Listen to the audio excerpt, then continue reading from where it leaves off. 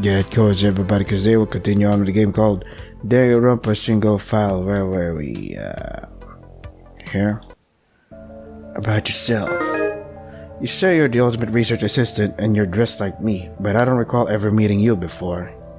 Do you mean to say you're a researcher employed at my facility? Because I'll have you know. I employ no assistants.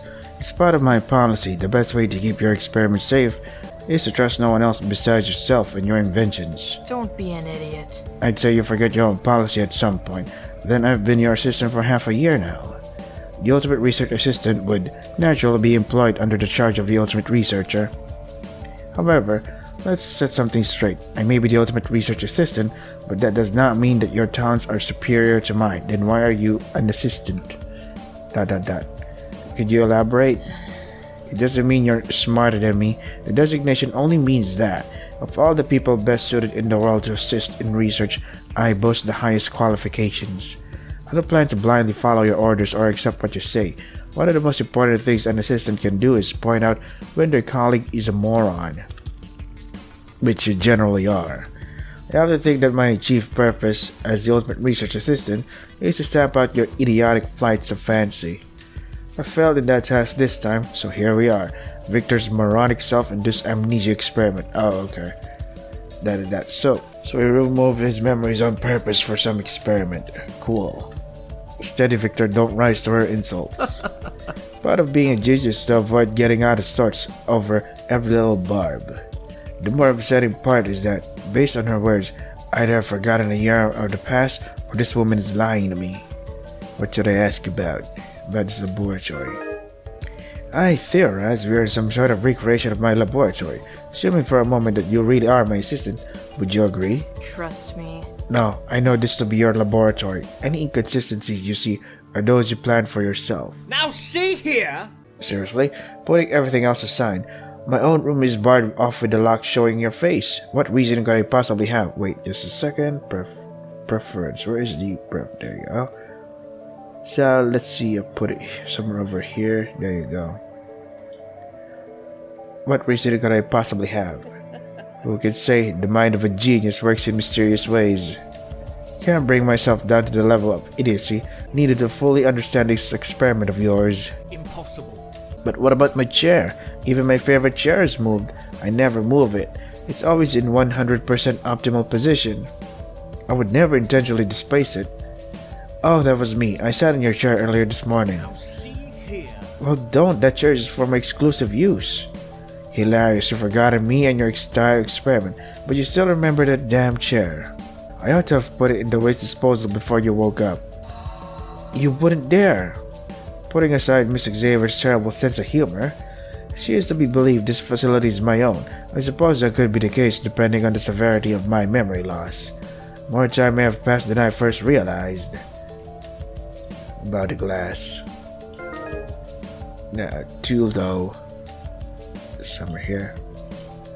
Of course, one of the first things I noticed upon waking is this odd mechanism upon my face. I see that you have one as well. What is its purpose? I imagine it's tied to our abduction? Of course. Kind of. Again, it's something you invented yourself. I guess I'm just here to act as an instruction booklet for you, huh? It's your own invention called the spyglass. It's designed as an analytical tool with which to study killing games. Though if you ask me, it seems a bit ridiculous. If you were ever abducted for a killing game, there's no way they'd let you continue to wear it. A real killing game, that is, not whatever this is you've created here. What are its functions? It sounds as though it could be useful during my time here. It's almost like cheating, really. This thing can zoom to a microscopic level, record footage and photos, read body heat, all sorts of things. It's linked directly to your neural network, so all you have to do is think the command. Impossible. Linked to my neural network? It's attached to my brain?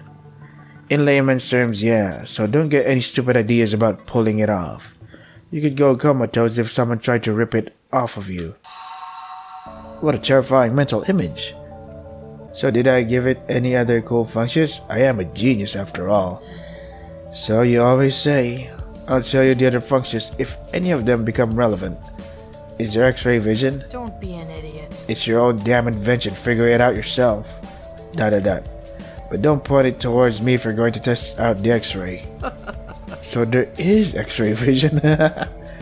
I'll rip the thing out of your brain. I mean it. Try me. I understand. No X-ray. Are we in danger? So if what you say is true, we are participating in an experiment of my own design. I'm beginning to piece together its nature. This is a simulated killing game, isn't it? Are we actually in danger of dying? Probably not. This is a mock killing game you created. The way the experiment is constructed, it's highly unlikely that anyone is actually in any real danger. You constructed it and placed yourself inside. You'd have to be a lunatic like the ultimate despair to allow the risk of being murdered in your own game. Very well. I should like to think so, but there are other factors to consider beyond my own safety. I'm thinking about the other participants. If they think they're inside a killing game, there's a very real chance to try to kill one another. Did I make any preparations to safeguard them in the event that one of them really should attempt to commit a murder? That's not something you have to worry about. Now see here. On the contrary, I am not the sort of researcher who would ever risk the lives of others in his experiments. I am also not the type to leave things to chance or simply hope for the best. I need the safety of all participants to be assured. Don't be an idiot. And I'm telling you that this isn't a concern at all. There's no chance of any human participants being injured. If you can hold your questions for a moment, I'll explain why. Other than yourself, there simply aren't any human beings on the island who could be injured during the course of this experiment. Question marks. As the experiment's creator, you are the only living human being here on the campus. All of the others are robotic constructs. Automatons are called. They're robots designed to simulate the behavior of human beings. You probably know all this, but when active, they're capable of looking, sounding, and acting just like human beings. They're virtually indistinguishable. Impossible. What? That? Let me guess, you have questions. Whatever, ask away. I'm getting used to this pace by now. Just one question, actually. Are you not also part of the game? You just told me that everyone apart from myself is an automaton, but based on that lock I saw earlier, you must be included in the mock killing game's captives. Have you made arrangements for your own safety? Don't be an idiot. I've stated many times already that I am included in this harebrained scheme of Now yours. see here. Then are you saying you're an automaton as well? Is it not obvious by this point? Impossible. That simply cannot be possible. I think I would know if I was talking to an automaton. I've worked on them for years now, and no automaton can so closely replicate human behavior as this. What is the meaning of this bald-faced lie? Is this a new form of self-indulgence, brainwashing yourself so thoroughly that you wake up and can't identify your own automatons as robots? Give me a break. Aren't you a genius who specializes in robotics? Is it so hard to imagine you developed me during the period of time you can no longer recall? I am a genius, but even still, Now see here. I cannot in blind faith accept the words of a stranger who shows up claiming that she and everyone else I'm about to meet is a robot.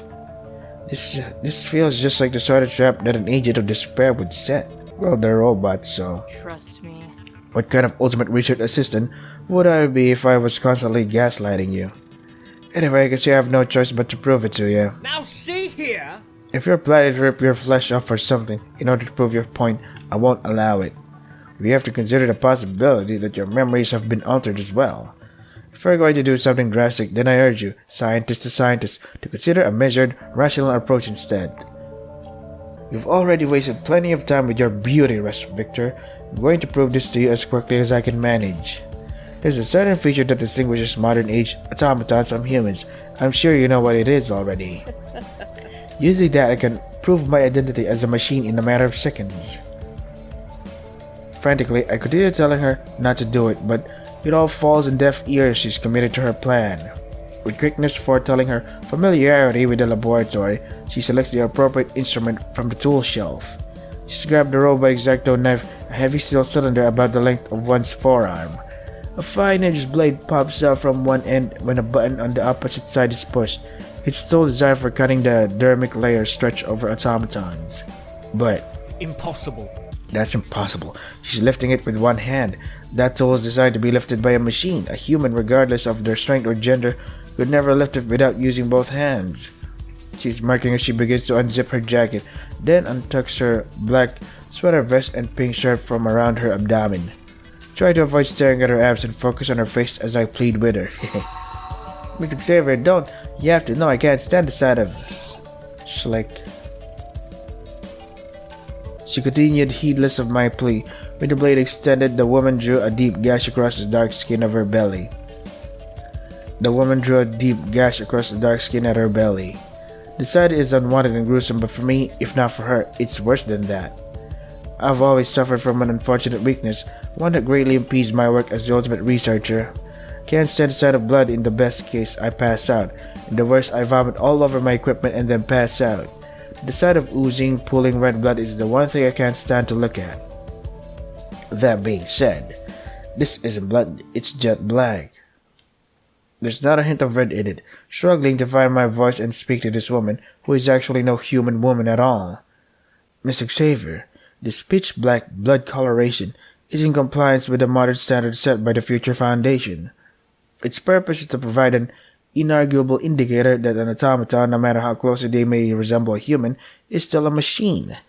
This black blood is proof beyond reasonable argument that you are what you say. Cool. Impossible. You really are a machine. We're finally getting somewhere. Yes, as you can see, I am an automaton, which you yourself created. This is my proof to you. What we're in here is a mock killing game, populated by you and robots that you created. This should set your mind at ease. There will be no blood and no real killing. You know what this seems like to me? A trick. Victor. I'm a specialist in killing games. I know killing game nonsense when I see it. Oh, you're telling me there's no danger? I can kill whoever I want in order to escape, and it won't matter because they're just machines? That would be awfully convenient. Know that I won't fall for it. I don't know what your goal in all of this deception is, but I'm not going to close my mind to any possibilities. If there are others here, they will be treated as human beings. Don't be an idiot. Idiot, I'm not asking you to do otherwise. If this really is an experiment you devised, it stands to reason you can't go telling everyone they're robots and treating them differently. I just didn't want you pissing your pants thinking you were about to be murdered. For the sake of the experiment, you need to treat this seriously. The last thing we need is for you to waste the preparation that went into this. Very well. Of course, and after all, if this is a killing game, I, as the world's foremost expert in the killing game research, intend to give it my all to ensure a flawless conclusion, for the sake of all of us, as well as my own pride. If you really mean that, stop treating this like some showcase for your pedigree. Miss Xavier, it strikes me that we've gotten off on the wrong foot. If we wish to handle this seriously, then we should treat each other both as captives. We're going to need to work together to make it out alive. Ever since you created me to be the research assistant, I haven't had much choice but to help you out. I'm used to changing your diapers and mopping up after you. This is no different. However, in the interest of working together, I need you to do something for me. Certainly, I'm all ears. Let's start building trust. What can I do for you? I need you to release the lock in the server room, the one that shows your face in it. I know you can unlock it using your fingerprint. Open the lock. Sure, open. Agree to unlock it with one condition. Alright. Very well. I suppose we could exchange information. I'd like to propose a deal then. I'll unlock the terminal in there if you'll open up my room for me. I really have no idea why it's locked and encoded to you specifically. I can't agree to that. Now see What? here. Why not? You were in there earlier when I was exploring the lab, weren't you? What could possibly in there that isn't suitable to show me, the room's owner? So what? None of your business. It isn't yours to see, so forget about it. You're going to have to trust me when I say you don't need to see in there, but I do need to examine that terminal. Well, I don't trust you. It's clear to me now that neither of us trusts the other. You may have some idea that we're a long-standing duo of Now researchers, see here. but that's not the way I see it at all. To me, you're a complete stranger. I know bloody well now that I'm not trusting you until I get a complete picture of what's happening in this killing game. Suit yourself. Just know that the quicker you start accepting my ultimate assistance, the quicker you'll find your way out of this asinine experiment. I don't want to be at odds with the first person I meet, but she's so damnably disagreeable. If we can at least pretend to be on friendly speaking terms, this is going to be a difficult confinement together. You're gabbing inside your head again, aren't you? Too much time alone stuck with that bad habit. At least now you'll finally get some more practice talking to other people. Well, calling us people isn't quite accurate, even if you keep insisting you're going to think that way. But being wrong is nothing new for you. But I'm glad you're still in a good mood. So what? Is that how it looks to you? If you were a robot too, I'd say you have some faulty wiring. Okay, I suppose that was a bit of a stretch on my part. Wishful thinking, maybe? Whatever, I'm going to bandage up this gash and clean up the lab. Since somebody wouldn't believe me until I sliced my own gut open. Now see here. I believe I distinctly asked you to not do that. It will probably take some time for Miss Xavier to finish with that. I should decide what to do next on my own. What to do next? Chat who? Maya? Examine laboratory, leave to meet the others. Chat with Maya. Even if you don't like human blood, seeing that gash nearly made me vomit. Don't be an idiot. Yeah, you didn't end up yakking though, so shut up about it. The way you're belly aching makes it sound like you were the one who got slashed. I suppose my bedside manner could use some work. I hope that the wound isn't too severe. I told you I'm an automaton. Did you ever design a robot that would be put out of commission from something like this? No. Trust me. Then cool it already, just wait quietly until I finish. While you're at it, stop staring, creep. Now see here. I have no interest in watching you bandage up your self-inflicted injuries.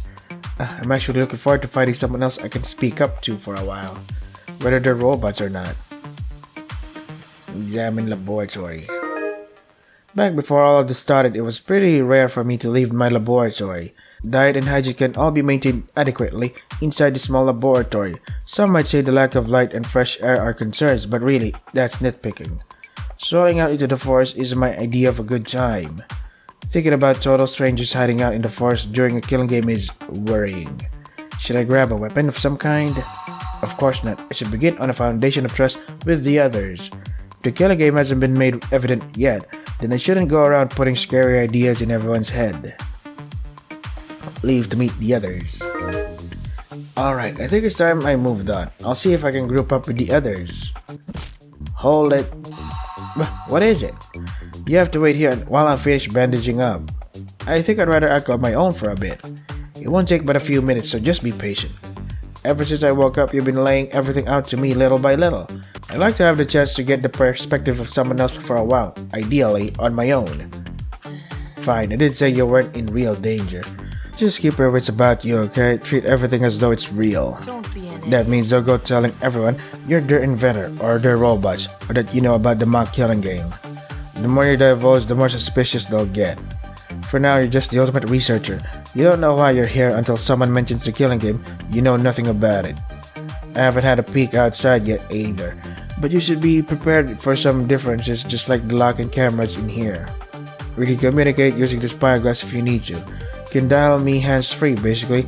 It's up to me to accept it though. Don't be an idiot. If I'm the one calling you, I expect you to pick up. Anyway, I'll use it to rendezvous with you later. Quite a handy device I came up with. Don't you think that people will be concerned that, hey, why do you two have the same looking eye thing? Quite a handy device I came up with. Sure, much handier than this 3-ring circus of an experiment you've come up with. Very well. I'll give her that one, Mr. Xavier. Any reluctance I may have had to leave my laboratory is set aside by my need to get a break from my research assistant, lol.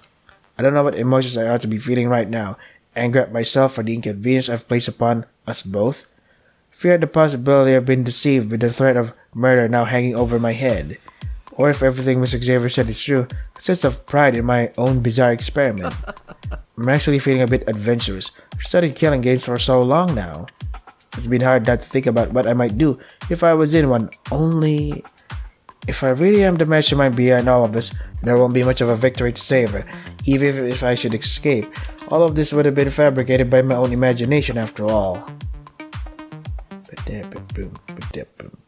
With these thoughts on my mind, I left the laboratory into the blinding brightness of the sun. My hidden laboratory is located on a private island. The only facilities upon that island should be the lab and a large dense forest.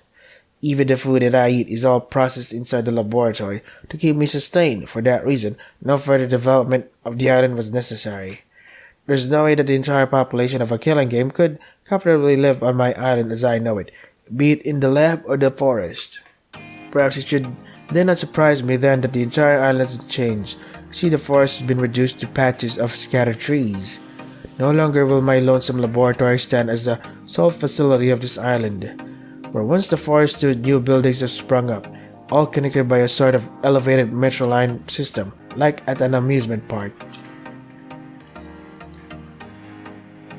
Cool. Various structures now dot the island. Their purpose unclear, but my gaze is fixed on one suspicious element. A building upon a hill in the distance boasts a tall flagpole like outside of a government institution. Fluttering at its apex is a flag depicting a cartoon bear's face wearing a cloth eye patch. There's no denying it now. I'm definitely inside a killing game, whether mock or real. Part of me wants to go back and ask Miss Xavier if she has any theories on how such a tremendous change took place here on my island in such a brief window of time. I resist the urge by reminding myself that I am not certain yet if I can trust any of her answers. I need to get a full grasp of the situation. With nothing else to look forward, I turn my attention to the end of the footpath, where a monorail station is waiting. It looks so clean. I consider it must be newly built. I like this, where we see the perspective of the mastermind. I think it's really cool.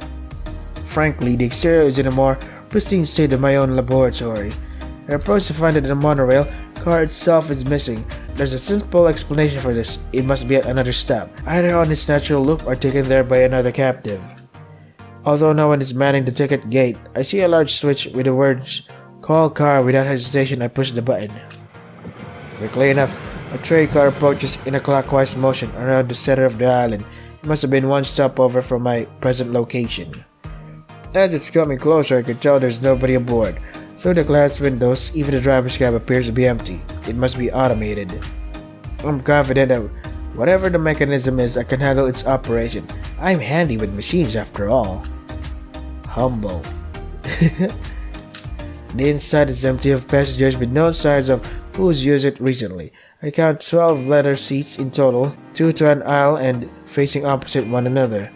Eager to get moving, I try opening the door to the conductor's cab, but he won't budge. There's no luck with anyone's face on it this time either. Someone must have moved this monorail before me somehow. I began to investigate, but there's nothing to look at other than meaningless advertisement posters. Why are there ad posters in a monorail that you yourself built? Who are you advertising to? To yourself? Is this sponsored by? They could be showing off products from the outside world for all I know. I'm basically cut off from the ordinary commercial world, self-sufficient here. More interesting is a poster displaying the guidelines for operating the monorail.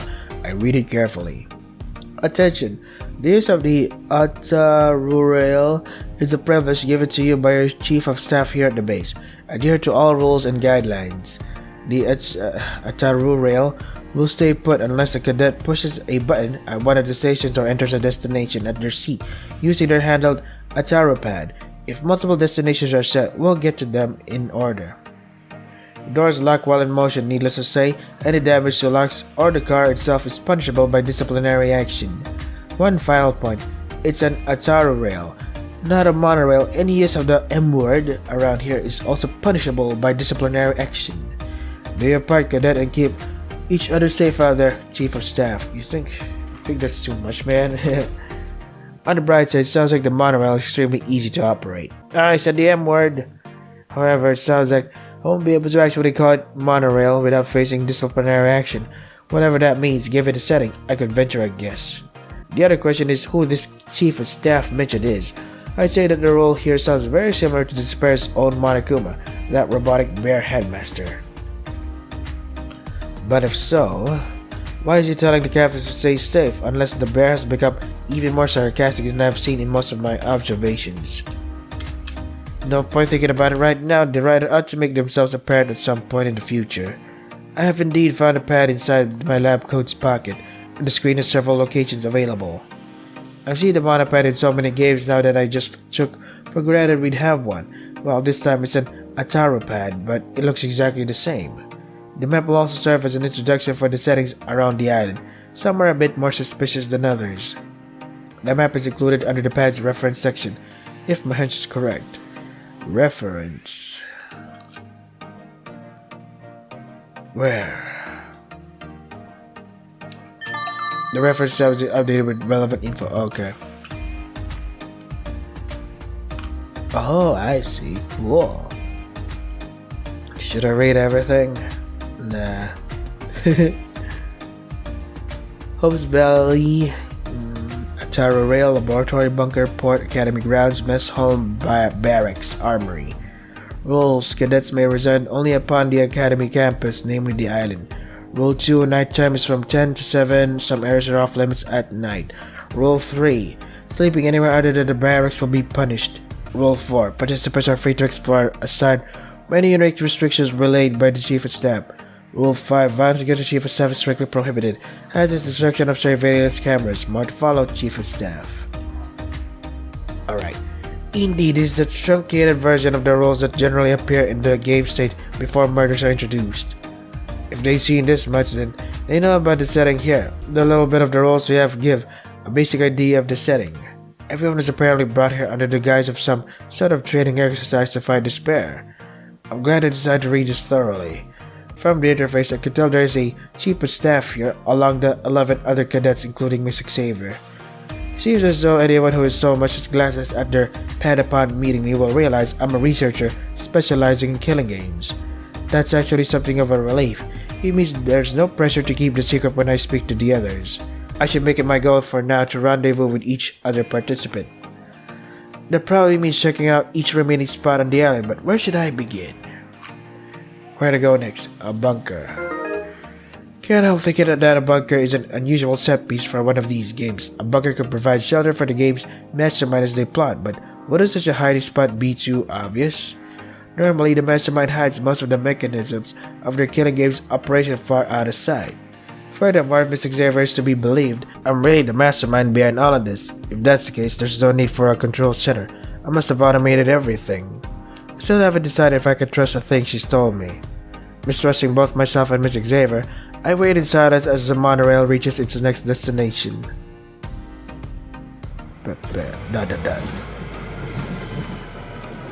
A so-called bunker is something I would have described as a prison if only seen the exterior. To call it fortified would be an understatement. The steel structure has only the thinnest of mail slot windows around its exterior, and besides that, it may as well be a sheer slab of metal. It looks impossible to penetrate or scale. And yet the strangely dressed blonde-headed woman in a cape is trying to do exactly that, searching for grips with the fingers of her right gloves clenched and all limbs splayed.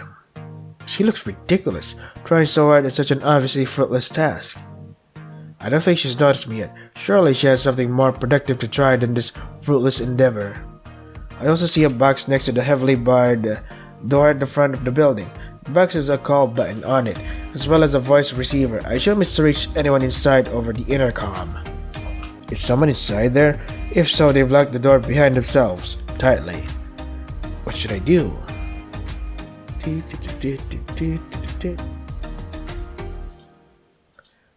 Speak to the blonde woman. I don't talk to other people very often. I find them too unpredictable, and it makes me profoundly uncomfortable. I get knots in my stomach just thinking about it. So you must imagine how I feel approaching this stranger who continually mounts and slides down the wall in front of her. She's like a broken machine, acting repetitively without reason. I can't imagine her reasoning for doing this, and that logical inconsistency has me nervous right off the bat. Greetings, if I could have a moment of your time, ma'am. Yuck. Wow. What's that stupid look for? Oh, your little curly Q is standing up like it's trying to straighten itself out. Now see here! You screamed first, I'll remind you. So I did. I was momentarily taken far out of my element by your fascinating teleportation trick. Impossible. Teleportation? Indeed, for you see, I've been trying to reach you through the thick walls of your self-imposed prison for half an hour now. I'm dripping with sweat, from the tip of my nose to my considerable bosom. Considerable? Perfect. Yes, quite so. Oh, you must understand how surprised I was to turn and find you standing there. For other than you inside the prison and me outside, there was no one on this part of the island. Wait, so you can use your x-ray vision to remove her mask, right? To see her true face. Just saying. Ooh, interesting. Alone I was. Alone. Oh. Your appearance here is nothing short of magic. I feel cheated. Cheated, I say. It wasn't magic at all. I wrote in the the Ataru rail. Oh, well, that does make a good degree of sense. Then we are yet unintroduced. Please, your name if you would. Finally, I feel we're back on track. I am the ultimate researcher. My name is Victor Lees. I am the ultimate researcher specializing in the study and prevention of the killing games. Killing games? I may have said too much there. Amnesia may have wiped out some of her memories related to the games. If so, this is going to be quite a shock. Ooh, oh, no wonder you're here then. We are all presently involved in countermeasures related to those so terrible games. You seems like she's still on the same page as I am. Oh, I can read your mind. I can tell exactly what you're thinking. Perfect! You want to know the game of this gorgeous, Mademoiselle of Mystery? Well, I am curious now that you mention it. I'm the ultimate escape artist, and I guarantee you, I am going to survive. Sliding off the walls is the ultimate escape artist? Nice. I have a few more questions as it happens. Haha, but I have more answers than you could possibly have questions. Ask away, oh curious scientist, you will see that my answers transcend science. When you put it that way, it just sounds like you want to hear yourself talk. But I am happy that you're being accommodating, Miss Loki. What should I ask, Miss Loki? About yourself. Perfect! But what greater delight could there be than to discuss the most fascinating woman on the planet, the ultimate escape artist, moi. Next time I'm worried about my own game's egocentric behavior, I'm going to remember this encounter.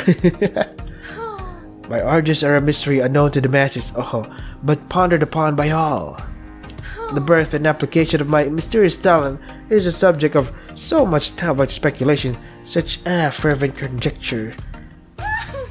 The life of the alluring escape artist is a dense web fabricated from one astounding mystery after another. Now see here. Please give me some actual detail about your person.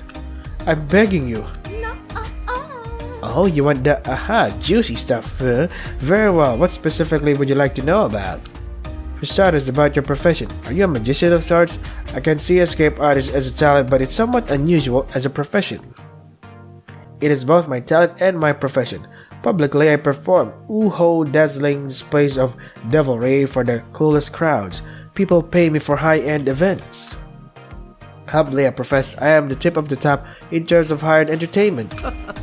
Very humble. Oh, so humble, but of course, working as an escape artist isn't just my profession, nor is it just my talent, it's also my passion. I get such a thrill from escaping sticky situations, the kind you can't book for an event or plan for.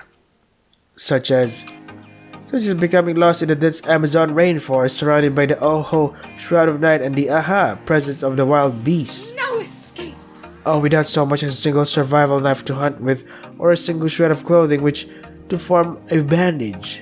Wait, discuss that last point. It was horrifying, I made it out, but not without collecting several poison-festering blisters on my much-lauded bee-hunkus. Now see here. But how'd you get lost naked in the jungle? Perfect! Yet another tale of grandeur. I was making my escape from a locked cargo container inside of a moving airplane and happened to deposit myself there. No escape! Needless to say, oh no, there was no parachute involved. Another fascinating tale. Shall I regale you? Is it regale? Maybe. I have a feeling if I keep asking, we're never going to reach the end of these escape tales. Let's talk about something else. About a game. You mean the mysterious nature of our training exercise specifically? No escape! Fittingly mysterious for a Mademoiselle of Mystery such as moi, not only the secrets it hides, but also because it is seemingly inescapable. How do you mean?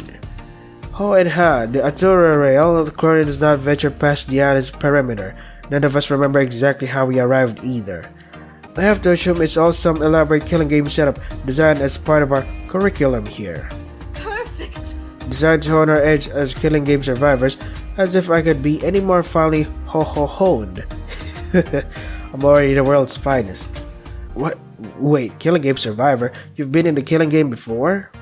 Indeed I have, an evil entrapment entitled The Devil's Bargain. Perfect. However, in classic and terribly mysterious fashion, I, Elijah Loki, escaped without a scratch. Very well.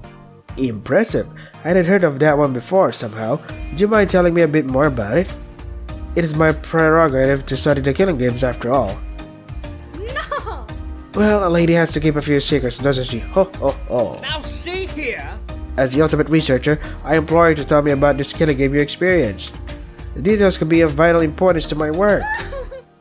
Oh, and as for the ultimate escape artist, I warn you, I am perfectly capable of escaping this conversation whenever I so choose. So why do you ask me about something else? Ho ho ho, while you still have my attention?